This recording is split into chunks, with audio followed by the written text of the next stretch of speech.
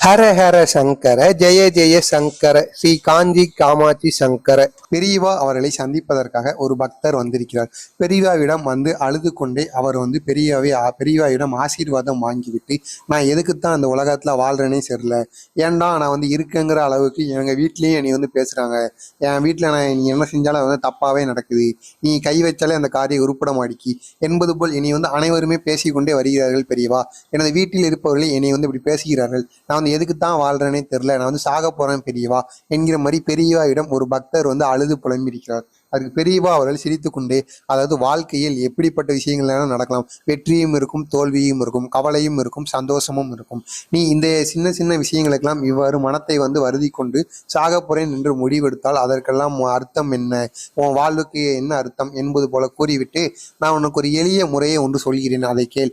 உனக்கு எப்பொழுதெல்லாம் இதே போன்று உனது மனம் வந்து நிம்மதி இல்லாமல், அதாவது சாகணும், ஏன்டா வாழ்றோம் அப்படிங்கிறது உனக்கு வந்து தோணுதோ, அப்பெல்லாம் நீ இந்த ஒரு செயலை மட்டும் செய்யி. அதாவது பெரியவா அவர்கள் ஒரு செயலை செய்ய சொல்லியிருக்கிறார். அது என்ன என்பதை பற்றி காண்பதற்கு முன்பாக நமது சேனலுக்கு நீங்க புதிய பார்வையாளராக இருந்தீங்கன்னா சப்ஸ்கிரைப் பண்ணிட்டு பாருங்க. அப்பொழுதுதான் பெரியவா பற்றிய அனைத்து செய்திகளும் அவரை பற்றிய மைகளும் தொடர்ந்து உங்களுக்கு வந்து கொண்டே இருக்கும். அது என்னவென்றால், அதாவது அதாவது அனைவரின் ஊரிலும் கிராமங்கள் ஆகட்டும், கிராமங்கள் என்று இருந்தாலே பிள்ளையார் சிலை வந்து, பிள்ளையார் கோவில் வந்து ஒரு அரச மரமும் வேப்ப மரம் இரண்டுமே பிணைந்தது போல் இருக்கும் அல்லவா, அதற்கு அடியில் பிள்ளையார் சிலை வந்து இருக்கும். அந்த இடத்தில் வந்து நீங்கள் வந்து சென்று அமர வேண்டுமோ. இவ்வாறு அந்த வேப்ப மரமும் அரச மரமும் எங்கு பிணைந்தது போல் இருக்கிறதோ அங்கே வந்து மாரியம்மன், விநாயகர், சிவன், பிரம்மன் என அனைத்து தெய்வமே அங்கே வந்து குடியிருப்பாங்களாம். நீங்கள் வந்து அந்த பிரம்மன் இருக்கிற அந்த இடத்துக்கு அடியில் போய் உட்காரணுமா. ஒன்று அரச மரமும் வேப்ப மரமும் சேர்ந்திருக்க இடத்துக்கு அடியில் போய் உட்காரணுமா, இல்லைன்னா ஆலமரம் இருக்கும் அல்லவா, அந்த ஆலமரத்துக்கு அடியில் சென்று அமரணுமா. அப்படி ஆலமரத்துக்கு அடியில் சென்று நம்ம வந்து அமரும் பொழுது அங்கே வந்து பிரம்மன் வந்து இருப்பாருங்க ஆலமரத்தில்.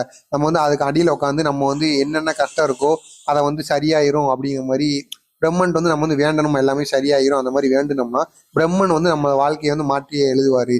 அது மட்டும் இல்லாம ஆலமரத்து வேர் இருக்கும் அல்லவா, அந்த வேர்ல வந்து நீங்க வந்து தினசரி பால் வந்து ஊற்றி வர வேண்டுமாங்க.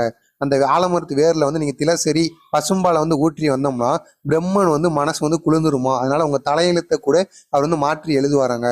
நீங்க மறக்காம இதை வந்து செய்து பாருங்க. உங்களது வாழ்க்கையில் ஏன்டா வாழ்றோம், சந்தோஷம் இல்லாம இருக்கு அப்படின்னு உங்களுக்கு தோணுச்சுன்னா இதை வந்து நீங்க கட்டாயமா மறக்காம செய்து பாருங்க. உங்களது வாழ்க்கையில் முன்னேற்றமானது இருக்கும்.